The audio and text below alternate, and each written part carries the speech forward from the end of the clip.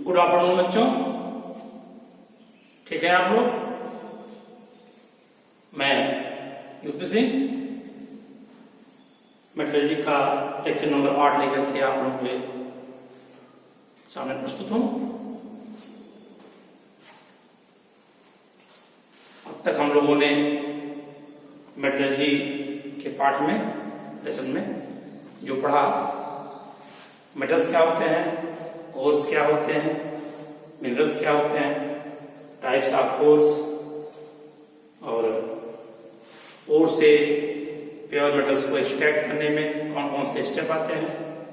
तो देखा था कि वास्तव में 5 स्टेप होते हैं: crushing of course, concentration of course, conversion of course into metal oxide, reduction of metal oxide into metals, refining अथवा प्यूरिफिकेशन। मैंने क्रशिंग ऑफ कोर्स पढ़ लिया, कंसंट्रेशन ऑफ कोर्स पढ़ लिया पीछे के लेक्चर में, आप देख सकते हैं। Conversion of course into metal oxide, ये भी समाप्त किया हम लोगों का 7 लेक्चर तक। आज जो 8वां लेक्चर मेरा है, तो हम शुरू करने जा रहे reduction of metal oxide into metal. चर्चा इस पे करेंगे आज कुछ। Reduction of metal oxide into metal, जो मेटल ऑक्साइड हमारा फर्स्ट स्टेप में प्राप्त हुआ है, अब इससे हमको मेटल को प्राप्त करना है, चर्चा हमको इस पर करना है। तो 4th step reduction of metal oxide into metal चर्चा करने से पहले हम आपको 2-3 पॉइंट्स की चर्चा करना चाहेंगे। पहले जैसे उसमें एक टर्म्स है फ्लक्स, से कहते हैं गालक। एक होता है स्लैग, जिसका हिंदी है धातुमल।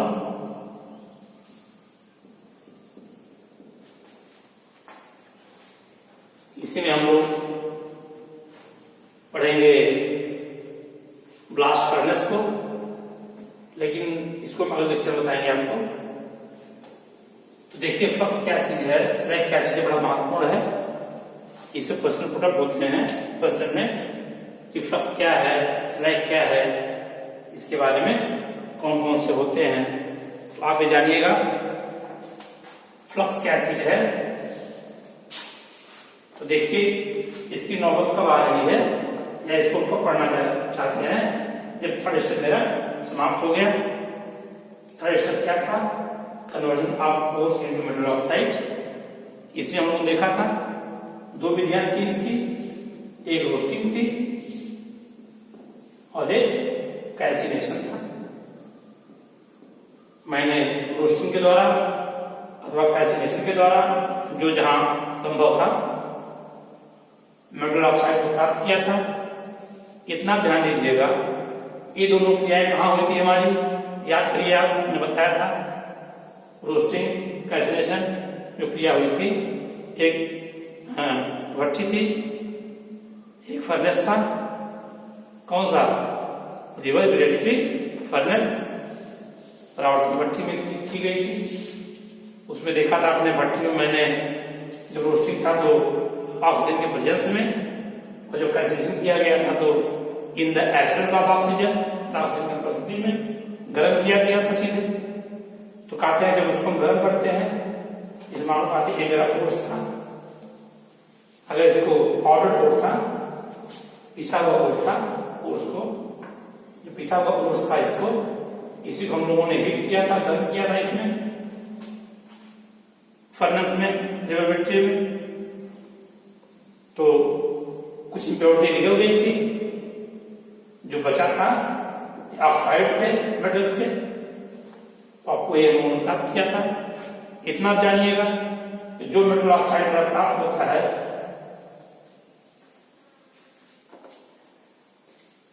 तमाम इंप्योरिटी तो निकल जाती है, लेकिन कुछ इंप्योरिटी उसमें तब भी रह जाती है। इस बात को आप माइंड करिए। जब हम कैल्सिनेशन करते हैं या रोस्टिंग करते हैं, जो रोस्टेड कोड मेरा प्राप्त होता है या कैल्सिनेटेड कोड प्राप्त होता है, उसमें कुछ इंप्योरिटी बची रह जाती है। मान लो एक इंप्योरिटी है, ये बची रह गई है। क्यों? चूंकि ये जो एक इम्प्योरिटी थी ये उसमें मेल्ट नहीं हुई, गली नहीं, अशुद्धियां है इम्प्योरिटी जो रोस्टेड ओट था यहाँ प्राप्त हुआ मेरा मेटल ऑक्साइड, उसमें अशुद्धि ये रह गई थी। हमको इस अशुद्धि को निकालना है, इम्प्योरिटी है, इम्प्योरिटी बची हुई है ये वाली, इसको हमको निकालनी है। इसको निकालने के लिए मतलब इसको गलाने के लिए ये सीधे तौर पे यहाँ नहीं गली, नहीं निकली, ये ऑपरेट नहीं हुई। इसको गलाने के लिए हमको कुछ अलग से मिलाना पड़ता है, कुछ पदार्थ जो इसको गला देता है, जो इसको गला देता है या मेल्ट कर देता है। क्या? जो रोस्टेड कोड मेरा बचा हुआ था उसमें हम कुछ ऐसे पदार्थ को मिलाते हैं कि जो इसमें इम्प्योरिटी बची हुई है, जो इन्फ्यूजिबल है, ऐसा है इन्फ्यूजिबल मतलब गलित नहीं है, उसको गला देता है, मतलब फ्यूजिबल बना देता है। रोस्टेड ओट्स में या कंसंट्रेटेड ओट्स में जो इम्प्योरिटी बची हुई है, इन्फ्यूजिबल, अगलित, उसमें हम कुछ ऐसे पदार्थ मिलाते हैं जो उनको गला देता है, फ्यूजिबल रूप में बना देता है। वही पदार्थ हमारा फ्लक्स है। क्या है? फ्लक्स है। तो अगर कहूं फ्लक्स क्या चीज है, तो you can say flux is a substance that adheres in the roasted or calcinated oats and make fusible to the impurity। मतलब वह पदार्थ है फ्लक्स जिसको अगर हम मिलाएं रोस्टेड ओट्स में तो जो इसमें इम्फ्यूजिबल इम्प्योरिटी बची हुई है उसको फ्यूजिबल कर दे, उसको गला दे, उसको हम फ्लक्स या हिंदी में गालक करते हैं। वास्तव में ये जो फ्लक्स हमारा होता है बेटा, ये जो फ्लक्स होते हैं, ये जो मेरा फ्लक्स है, ये दो प्रकार के होते हैं, एक बेसिक होते हैं और एक एसिडिक होते हैं। इसको आप ध्यान दीजिएगा, मान लीजिएगा फ्लक्स का गालक मेरा है, ये दो प्रकार का होता है, एक बेसिक जिसको हिंदी में क्षारीय कहेंगे, एक एसिडिक जिसको हम अम्लीय कहेंगे। अम्लीय क्षारीय आप जानते होंगे, एक चीज आप पीछे पढ़ चुके होंगे कि देखिए जैसे एक हमारा कैल्शियम ऑक्साइड है, मैग्नीशियम ऑक्साइड है या फेरस ऑक्साइड है, या हम कहते हैं सिलिका है, SiO2 है, ये सारे हैं। देखिए कैल्शियम का ऑक्साइड है, कैल्शियम मेरा क्या है? मेटल्स है। तो किसी मेटल्स के ऑक्साइड जो होते हैं वे बेसिक इन कैरेक्टर होते हैं, क्षारीय होते हैं। ये भी धातु है, मेटल्स है, इसके ऑक्साइड्स भी क्षारीय होंगे, बेसिक होंगे। FeO ये भी आपके क्षारीय होंगे, बेसिक होंगे। सिलिका नॉन मेटल्स है, इसके जो ऑक्साइड्स होंगे वो एसिडिक होंगे। या हम बात फास्फोरस है, 2,5, तो फास्फोरस भी आपका नॉन मेटल्स है, इनके ऑक्साइड्स भी एसिडिक होंगे।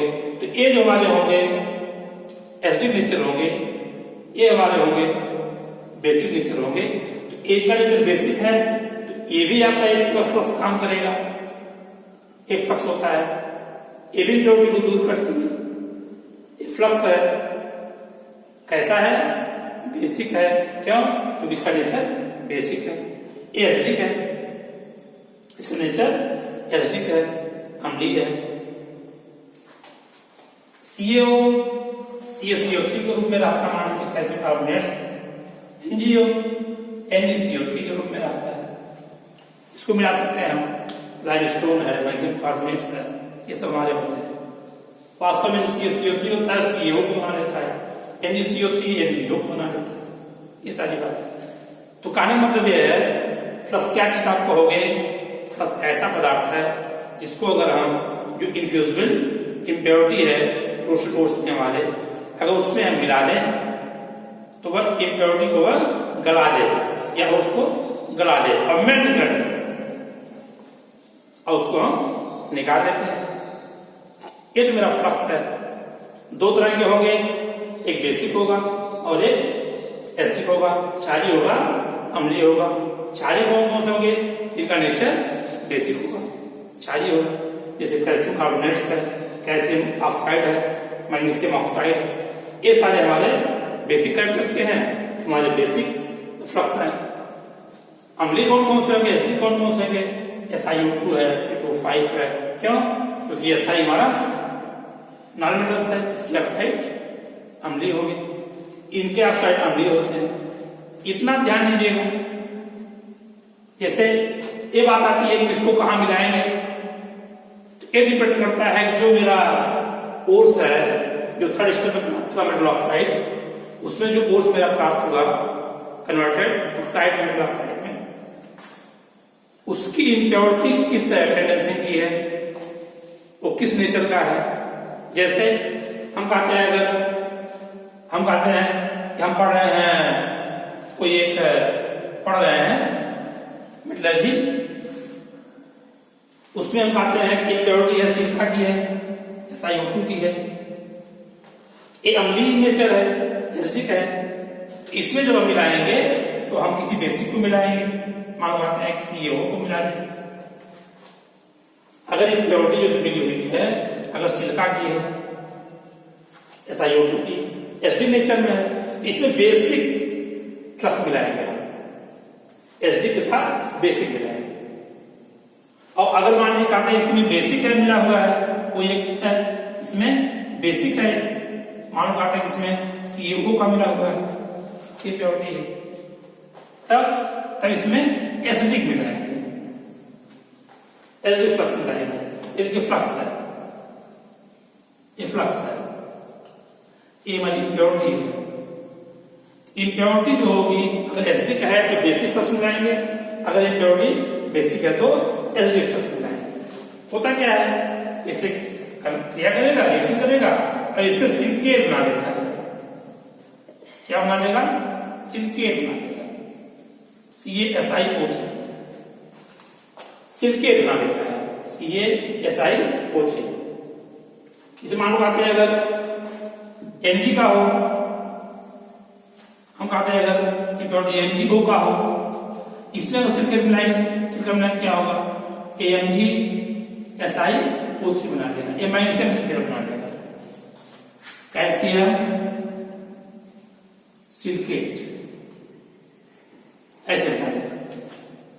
तो कहने का मतलब यह है, इतना और ध्यान दीजिएगा कि जो भी हमारा बनेगा ये सिलिकेट बनेगा, और यही हमारे स्लैग्स हैं। क्या है ये सारे? क्या है ये सारे? स्लैग हैं या धातुमल, एक धातुमल स्लैग, यही क्या है? स्लैग। जैसे CaSiO3 बनेगा या MgSiO3 बनेगा, जो सिलिकेट बनेंगे हमारे, या जो फ्लक्स मिलाने के बाद जब गलित रूप में जो प्राप्त होगा, अशुद्धि गला देगा जब, तो जो भी मेटल्स प्राप्त होंगे हमारे स्लैग होंगे। क्या होंगे? स्लैग होंगे। मेल्ट रूप में भी रहेंगे। जैसे आप देखे होंगे अगर मान लो बात दूध आपने देखा है, दूध, ये दूध है, दूध में आप देखे होंगे ऊपर इसकी मलाई जम जाती है। दूध आप पिए होंगे तो दूध में अगर उसको गर्म करके रख दिया जाए, देखिए उसके ऊपर मलाई ऊपर छा लेती है। तो जो मलाई छा लेती है ऊपर, उसी तरह का स्लैग हमारा होता है। मतलब नीचे हमारा दूध है, देखिए ये हमारा मिल्क है, इसके ऊपर है जो मलाई छाली है, ये उसका स्लैग है। सफेद सफेद जो देखते हैं ना ऊपर छा जाता है, कवर कर लेता है उसको, इस स्लैग बन जाता है। मतलब जब आपका इम्प्योरिटी और फ्लक्स मिलकर के गलित रूप में आ जाते हैं, तो ये ऊपर जाकर के जो धातु होता है उसमें आकर के उसको कवर कर लेते हैं, मलाई के रूप में कवर कर लेते हैं, छा लेते हैं उसको, और नीचे उसके जैसे यहाँ दूध रहता है वैसे यहाँ पर जो मेटल होता है वो मेल्टेड रूप में, पिघला रूप में पड़ा रहता है। ये हमारा मेटल है, मेटल रूप में पिघला हुआ, और एक क्या है, स्लैग है, ऊपर उछाल है। मतलब फ्लक्स में इम्प्योरिटी या इम्प्योरिटी में जब फ्लक्स को हम डालेंगे, इम्प्योरिटी और फ्लक्स क्रिया करेंगे या उसको गला देगा क्रिया करके, और जो हमारा धातु रहेगा मेल्ट रूप में उसके ऊपर जाकर के वह छा लेगा। इसको आगे दिखाएंगे जब पढ़ाएंगे आपको हम डिटेल में इसको, इस मेल्टिंग, तब उसमें बताएंगे आपको कैसे कैसे करेंगे। इतना आप जानिएगा। तो फ्लक्स क्या होता है, आप कहेंगे फ्लक्स वे पदार्थ होते हैं जो रोस्टेड ओट्स हमारे हैं या एसिड ओट्स हैं, उसकी अशुद्धि को, इम्प्योरिटी को दूर करने के लिए मिलाए जाते हैं, तो उसकी अशुद्धि को वह गला देते हैं, गलित रूप में आ जाते हैं, फ्यूजिबल रूप में आ जाते हैं, और वह जो मेरा मेल्टेड धातु होती है उसके ऊपर तैरने लगते हैं, फ्लोट करने लगते हैं। जो ऊपर फ्लोट करता है या जो बनाते हैं उसे हम स्लैग कहते हैं। जो मिक्सअप करते हैं उसको निकालते हैं, उसको तो हम फ्लक्स कहते हैं। जो मिलाया जाता है उसमें, इम्प्योरिटी में जो मिलाया जाता है गलाने के लिए, उसको मेल्ट करने के लिए उसको, वो तो फ्लक्स है। लेकिन जब मेल्ट करके जो ऊपर तैरने लगता है, जो एक मलाई रूप में बनाते हैं, छा लेते हैं इसको, उसको हम स्लैग कहते हैं। वही स्लैग है। ये आपके दो तरह के होंगे फ्लक्स, बेसिक और एसिडिक। जो बेसिक फ्लक्स होगा वो किसी मेटल्स का ऑक्साइड होगा, और जो एसिडिक फ्लक्स होगा नॉन मेटल के ऑक्साइड्स होते हैं, जैसे सिलिका है, याद होते हैं। हाँ, इतना आप ध्यान दीजिएगा। बेसिक फ्लक्स वहां मिलाएंगे जब इम्प्योरिटी एसिडिक होगी, और एसिडिक फ्लक्स तब मिलाएंगे जब इम्प्योरिटी जो है वह बेसिक होगी। इस सब का काम कहां पड़ेगा, ये सब चीज क्या है, जब हम पढ़ेंगे अभी fourth step, reduction of metal oxide into metals blast furnace में, तो वहां इसको हम दिखाएंगे कैसे क्या करता है, कैसे निकलता है। एक चीज और ध्यान से बड़ा महत्वपूर्ण है। जैसे मैंने आपसे कहा मेल्ट कर दिया, हम कहते हैं शुद्धि स्मृति सिरका की, तो सिरका मैंने कैल्शियम ऑक्साइड मिला दिया फ्लक्स रूप में, एक क्रिया करके कैल्शियम सल्फेट बना लीजिए। जब भी बनते धातु हमारे हैं, स्लैग बनता है तो सिलिकेट ही बनता है। किसी का सिलिकेट बनेगा, किसी का सिलिकेट ही बनेगा, मिलकर के बना लेगा। और जो ये बनते हैं सिलिकेट बनते हैं, यही स्लैग है, धातुमल है, जो हमारा मेल्टेड धातु होगा उसके ऊपर तैरता रहेगा। इतना ध्यान दो। इसका वर्क क्या है, क्या करता है हमारे लिए स्लैग। एक काम किया, धातु जो निकल गया स्लैग ऊपर आ गया मेरा। जैसे आप देखे होंगे, अगर स्लैग यहाँ तैर रहा है, जैसे दूध में देखे होंगे मलाई ऊपर तैर रही होती है, तो दूध नीचे होता है, मलाई ऊपर होती है। तो वास्तव में जो ऊपर गंदगी है वायुमंडल की, वो मलाई दूध के संपर्क में आने से बचाती है। ऊपर मलाई जाएगी, जो भी जाना होगा पाउडर या यहाँ पे गंदगी होगी, वो सब मलाई जाकर बैठ जाएगा ऐसे, और दूध तुम्हारा सेफ रहेगा। मलाई निकाल दीजिए ना, दूध बिल्कुल प्योर आपका। ऐसे जब आपका यहाँ जो धातु प्राप्त हुआ मेल्टेड, इसके ऊपर देखिए यहाँ पर स्लैग तैर रहा है। तो स्लैग क्या काम करता है, चूंकि हम देखिए मेटल ऑक्साइड था, उससे मेटल प्राप्त कर रहे हैं मेल्टेड। यहाँ पर ऊपर जो स्लैग आ जाता है, जो परत आ जाती है, तैरती रहती है, ये वास्तव में जो ऑक्सीजन है और मेटल है, इनके क्रिया करने से रोकता है। पुनः मेटल्स को, जो मेल्टेड हमारा मेटल्स है मोल्टेड पिघला हुआ, इससे ऑक्सीजन से क्रिया करने से बचाती है। बड़ा महत्वपूर्ण है। क्या जो स्लैग होते हैं, ये जो मोल्टेड हमारा पिघला हुआ मेटल्स है, इसको जो वायुमंडलीय ऑक्सीजन या और अन्य पदार्थ हैं, अन्य एलिमेंट्स हैं, उनसे संपर्क बनाने से रोकता है। ऐसा न होता, ये मेटल जो होता ये पुनः ऑक्सीजन से क्या करके मेटल ऑक्साइड बनाता, अशुद्धि उसमें आती, इसको यह रोकता है, ऊपर छा लेता है, ज्यादा रहता है, संपर्क बनाने से रोकता है। हमको लगता है आपको स्लैग और प्लस जानकारी हो गई होगी। इसी में क्या होता है स्मेल्टिंग। एक क्या होती है स्मेल्टिंग, क्या होती है स्मेल्टिंग, इसको हिंदी में कहते हैं हम प्रगलन। क्या कहते हैं प्रगलन। तो जो फोर्थ प्रोसेस हमारा है reduction of metal oxide to metal, इसी स्मेल्टिंग हम लोग पढ़ेंगे। क्या वास्तव में जो धातु है या अशुद्धियां हैं, इनको हम पिघलाना, पिघला करके अलग करने की क्रिया को ही हम स्मेल्टिंग कहते हैं, प्रगलन कहते हैं। गला का कुछ काम करना, इसमें गला दिया जाएगा, अशुद्धि अलग हो जाएगी और फिर मेटल हमारा अलग हो जाएगा। इतना जानिएगा प्रगलन क्या होगा। तो प्रगलन ये जानिएगा कि जब हम जो हमारा मेटल ऑक्साइड प्राप्त हुआ, इसको हम वही फ्लक्स मिला करके गला देंगे। गलाने के बाद इम्प्योरिटी स्लाइड रूप में अलग हो जाएगी और प्योर मेटल हमारा नीचे मेल्टेड रूप मोल्टेड रूप में बच जाएगा। क्योंकि हम गला कर इसको अलग कर रहे हैं, अतः ये हमारा स्मेल्टिंग अथवा प्रगलन है। ये सारी क्रिया जो होगी एक हमारी फर्नेस होगा, जिसे हम कहेंगे ब्लास्ट फर्नेस। बड़ा महत्वपूर्ण हमारा है ब्लास्ट फर्नेस। वात्या भट्टी इसमें करते हैं, तो वात्या भट्टी बड़ा महत्वपूर्ण आपका है। अगला जो लेक्चर आपको हम तुरंत अगले टॉपिक में जो लेक्चर नंबर 9 होगा 9 होगा, हम आपको ब्लास्ट फर्नेस के बारे में बताएंगे। तो आप जब 9 लेक्चर को देखेंगे ब्लास्ट फर्नेस को समझ जाएंगे।